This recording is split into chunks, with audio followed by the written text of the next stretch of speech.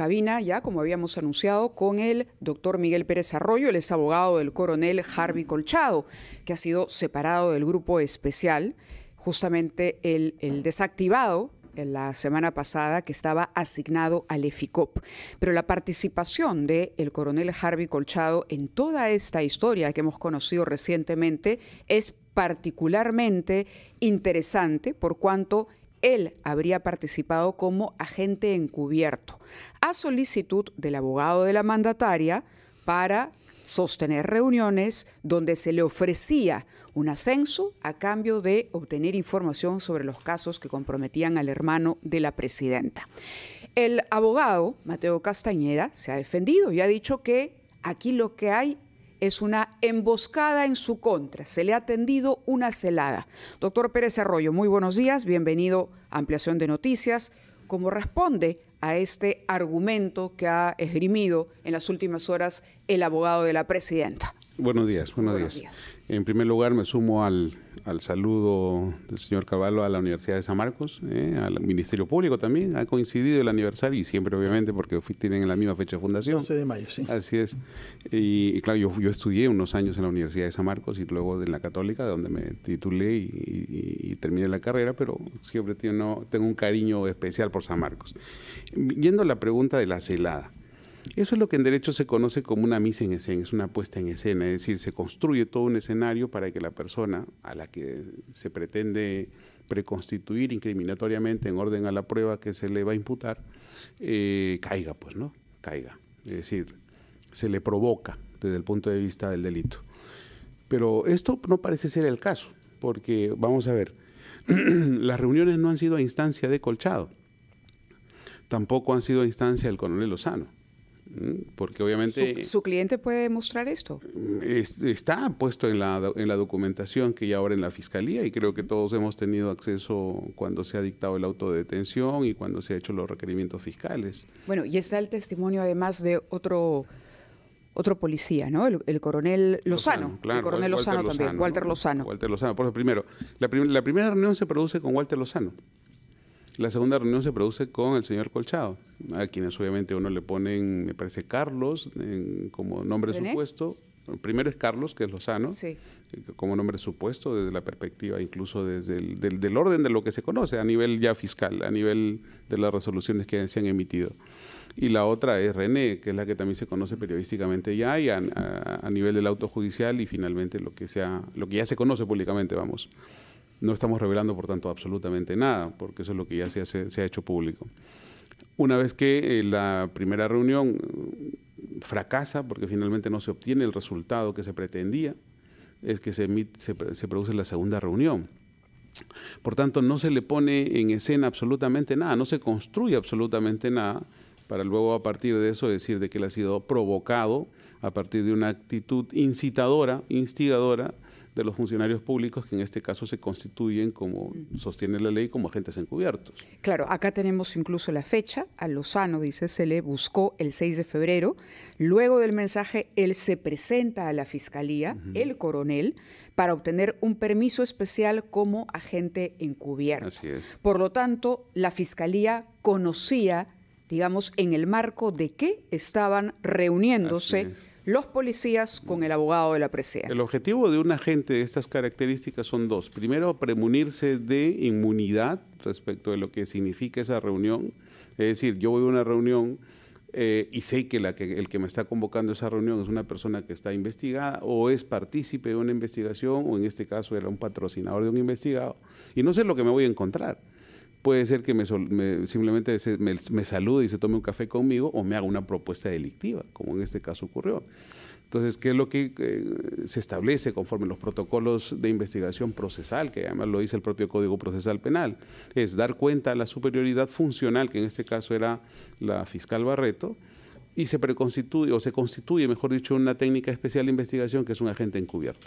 Hay que diferenciar entre un agente especial y un agente encubierto. Un especial es un no policía y un encubierto es un policía, que son llamados a los efectos de una escena de crimen, de una constitución de una escena de crimen o posible crimen, no se sabe qué es lo que va a pasar, pero la inmunidad es lo que se pretende porque va a ser partícipe de una reunión. Y el segundo objetivo es preconstituir prueba, es perennizar prueba, es establecer actas de hallazgo, etcétera, etcétera, que es lo que pasó aquí. No solamente se dio cuenta la superioridad, sino que luego se hizo un informe, un parte policial, diciendo me reunió con esta persona, los términos de la reunión fueron estos, los ofrecimientos fueron estos y probablemente, no lo sabemos todavía, haya habido también incluso audios o videos, ¿no? Se ha dicho también que estas reuniones han sido gestionadas por el general Morán. El tema es importante porque estamos hablando de un general en retiro que ha sido ministro del Interior y de los coroneles que ya mencionó usted, Lozano y Colchado, que son oficiales de élite, a los cuales el país les debe mucho en la lucha contra el terrorismo residual de la selva central, particularmente con la detención de Artemio. Entonces, la acusación hecha contra ellos, de haber hecho una emboscada, resulta necesaria de ser aclarada como ha intentado usted. Emboscada, ¿qué cosa quiere decir en términos jurídicos? Porque cualesquiera hayan sido las causas de una reunión, acá lo importante es si hay una propuesta delictiva o no, más allá de quién la gestionó y dónde tuvo lugar. Díganos una palabra, por favor, sobre este concepto de emboscada. La emboscada es lo que del derecho francés y demás aparece, ¿no?, en los primeros textos de literatura jurídica, la mise en escena, la puesta en escena.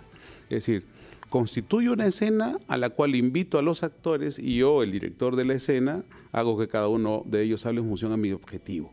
Es decir, como que se estuviera provocando un hecho delictivo y como que se hubiese provocado al señor Castañeda, que es el que hace la alegación, a que él haya hecho ese ofrecimiento. Obviamente, esa es la imputación. Pero ¿Cuál ofrecimiento? O sea, el ofrecimiento de, a ver, dame que te doy o hago para que hagas. Es decir, retenerlo, en el caso de él creo que era mantenerlo en DIVIAC. Claro, o mantenerlo en la DIVIAC, o ascenderme a general, o dejarme en paz.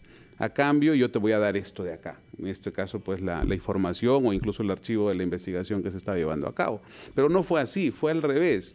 Y además, ¿quién instó a la reunión? ¿Quién provocó la reunión? No fueron los funcionarios públicos. Fueron ellos, fue de acuerdo a la información hecha pública, fue el sujeto particular, a partir de amigos o a partir de incluso de instrumentalizar la amistad que tenía con alguna persona, en este caso con Calín, que es el llamado Morán, ¿no? En este caso por lo que ya trascendió también. De acuerdo. Tenemos que ir a una pausa, pero vamos a continuar conversando con el doctor Miguel Pérez Arroyo cuando regresemos. 8:32, vamos a los titulares de la media hora. Retomamos, Mávila, nuestra conversación con el abogado Miguel Pérez Arroyo.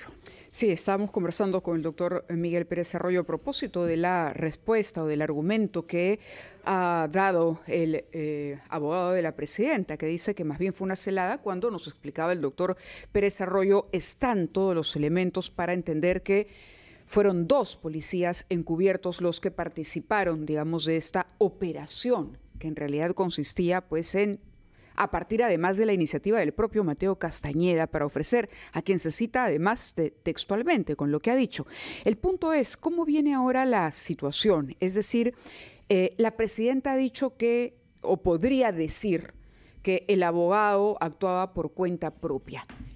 ¿Hay modo en que su patrocinado y los otros policías encargados puedan contestar a ese alegato de la presidenta? Más allá de la respuesta que puedan dar tanto el coronel Colchado como el coronel Lozano, están las evidencias que ya se han hecho públicas, ¿no? Además también un poco lo que llamamos en términos de derecho procesal el anudamiento probatorio y la lógica de la compulsa, ¿no? Vamos a ver, el señor Mateo Castañeda no es cualquier ciudadano. Es el abogado de la presidenta y actúa en nombre de la presidenta en muchos escenarios. Básicamente la orden judicial y fiscal es el propio. Pero hay un dato que ha trascendido también en los medios en los últimos días, es la presencia de documentación en el despacho del señor Castañeda, propios del expediente disciplinario del señor Colchado. Le escuché decir ayer a Eduardo Quispe que por lo menos un documento estaba presente en la oficina del señor Castañeda. Y ese documento, hasta donde se pudo trascender de los medios también, es el descargo que se hizo sobre la imputación que le hace Inspectoría al señor Colchado. Pero ese descargo no se ha presentado hace una semana o hace 2 semanas. Es decir, ese descargo no ha sido de orden público, nunca se ha trascendido. Claro, ¿cómo llegaba a la oficina de la abogada? El día jueves. Ajá. Jueves. El miércoles, perdón. ¿Cuándo fue el allanamiento? Después de eso. Un día después. Sí. Apenas un día después, cuando ni siquiera la prensa se había enterado de que hubo una tercera imputación o una ampliación de la imputación de cargos contra el señor Colchado y una absolución de cargos que se presentó el día miércoles en la tarde. Y el jueves por la noche madrugada estaba ya en las oficinas del señor Mateo Castañeda. Entonces, ese es el detalle. Entonces, si es que estamos hablando de una situación como la que se presenta, es claro suponer, desde la lógica del anonadamiento, la compulsa y la razonabilidad de los hechos y las reglas de experiencia, que obviamente no estábamos ante una situación en la que podría cortarse ese nexo causal de obediencia, de encargo o de representación, ¿no? Hay otro detalle sobre el cual quisiéramos conocer su opinión, que es la gestión que habría intentado hacer la presidenta Dina Boluarte el sábado, me parece, por lo menos decir, después de los allanamientos en la oficina del abogado Mateo Castañeda. ¿En qué marco normativo debemos juzgar esta gestión de la presidenta, que en ese momento sabía perfectamente que ese lugar había sido objeto de un allanamiento? El tema es que yo creo que, además también por lo que se ha conocido de la información del fin de semana, es que habían 2 direcciones. Una no había sido sometida a un allanamiento, el 173 me parece. Entonces, cuando el día sábado se produce ya esa inspección, ese allanamiento en ese otro domicilio que hasta ahora no se había todavía levantado los datos, es que llega la presidenta al otro domicilio, al domicilio que en teoría no estaba sujeto desde el día anterior. Y se da con uno de los fiscales que le abre la puerta. Así es, ¿no? así es. Y no solamente eso, sino se toman las imágenes de toda la operativa, ¿no?, que normalmente acompaña a un jefe de Estado. Y, curiosamente, no utiliza el auto negro que permanentemente utiliza, sino un auto blanco, además con ciertas características informales, ¿no? Entonces, eso obviamente llama la atención, llama la sospecha, y en su momento va a tener que evaluarlo la fiscal Delia Espinosa en la medida de que se le junten los elementos necesarios para una investigación contra la señora presidenta. Otro tema sobre el cual quería conocer su opinión es el tema de salud, porque los detenidos lo están bajo un régimen de incomunicación, lo cual no es necesariamente el caso en todas las detenciones preliminares. En este sí. Hay otras medidas particulares también, como el levantamiento del secreto bancario. Me parece que no suele aplicarse en este estadio de la investigación. Pero no sobre la salud, tanto el señor Boluarte como el señor Castañeda han hecho valer problemas cardíacos reales y pedir la presencia de un médico privado, tengo entendido. Explíqueme qué garantías del Estado a quienes se hallan en la condición médica de ellos para que la situación que están viviendo no exponga en riesgo su salud. Así es. A ver, cuando se pierde la libertad no se pierden otros derechos, excepto obviamente los que son conexos al objetivo de la investigación. Y el objetivo de la investigación no es que se mueran ni que se deteriore su salud. Es simplemente cortarles la comunicación para que no transfieran, no se comuniquen con los demás imputados y no se pongan de acuerdo, si acaso, en lo que significa el propio orden de la investigación. Por tanto, si es que hay un tema de salud grave, el Estado siempre va a garantizar, y a todos les garantiza, el hecho de una asistencia médica oficial y una asistencia médica particular, si acaso. Si con lo que hay en el sitio de detención no es suficiente, obviamente tienen que ser trasladados a un centro médico o a una clínica, pero siempre bajo el régimen de incomunicación. Correcto. Siempre bajo el régimen de comunicación. O sea, respetando esa disposición. Simplemente para terminar, un agente encubierto, como es el caso de su patrocinado, tiene que no solo, en este caso, avisar y obtener el permiso y dejar sentado claramente que está actuando como agente encubierto, tener autorización de su superior, sino, imagino yo, si está siendo parte de una investigación, recabar pruebas de lo que luego él va a decir. No puede decir, bueno, me ofrecieron esto y lo otro, si no tiene elementos de sustento. Y esto nos lleva a que su patrocinado tendría que haber recabado alguna información, digamos, pero de manera con soporte material. Y se habla de audios, por ejemplo. Esos audios existen. Debieran existir. No le puedo decir si existen o no, pero debieran existir desde la perspectiva de los protocolos propios de una preconstitución probatoria en orden al uso de estas técnicas especiales. No solamente audios, por ejemplo, se ha presentado el voucher del pago del servicio. Claro, eso da cuenta de la reunión. Así es, da cuenta de la reunión. Pero para fines de investigación, de imponer, digamos, la sospecha o la sospecha de ilícito. Están los WhatsApps también. Los mensajes también, digamos, y tendría para eso que incautarse los teléfonos, digamos, en fin. Y haberse puesto a disposición de la autoridad competente el propio teléfono de los coroneles. Y obviamente creo que eso también ha pasado. Así es. Doctor Pérez Arroyo, muchas gracias por su presencia acá y recuerdo que usted es el abogado defensor del coronel de la Policía Nacional, Harvey Colchado, quien ha sido separado de sus funciones de jefe de la DIVIAC y a ese título de miembro del equipo de policías que asesoraban al EFICOP de la Fiscalía Nacional en la lucha contra la corrupción en el poder. Solo dos cositas, si me permites, para... Lo primero es lo que comentaba mi colega, el doctor Caro, a quien le tengo mucho aprecio también, porque hemos sido parte de una comunidad jurídica en la Universidad Católica y nos tenemos mucha estima, por lo menos yo se la tengo a él. Pero hay un tema que creo que hay que tener en cuenta, es cuando él dice que, a ver, yendo al caso de la desactivación. De Lavajato y tal, dice, no, pues no hay un equipo especial para Lavajato, no hay un equipo especial para otras investigaciones. Es que hay que entender la dinámica de la comisión delictiva. El derecho penal, o en este caso la investigación criminal, más propiamente dicha, se aboca a temas pasados en Lavajato, de gente que ya no está en el poder. Mientras que en el otro, obviamente estamos por eso se llama el ejercicio del poder. Los que han estado sucesivamente, porque con Pedro Castillo fue lo mismo. Ahí felizmente a nadie se le ocurrió de legitimar. Así es. Y cuando Castillo quiso echar a los oficiales como Colchado, fracasó. Así es. Y esta vez, lamentablemente, sí han sido separados. Muchas gracias, señor Pérez Arroyo.